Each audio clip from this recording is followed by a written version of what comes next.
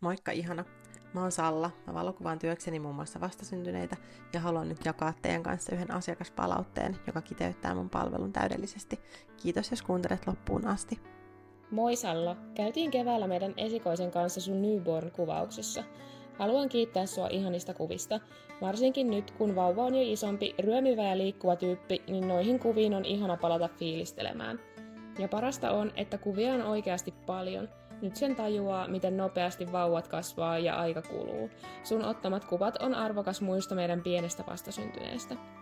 Erityisesti haluan kiittää sua siitä, miten lämpimästi otit meidät vastaan ja miten kohtelit vauvaa. Sä vaihdoit jopa vaippaa kesken kuvauksen, jotta me vanhemmat saatiin hetki hengähtää. Muistan itse, miten väsynyt ja poikki olin, kun tultiin kuvauksiin. Noilla pienillä teoilla oli todella iso merkitys. Mulle henkilökohtaisesti iso juttu on se, että tunnen itseni oikeasti kauniiksi noissa kuvissa.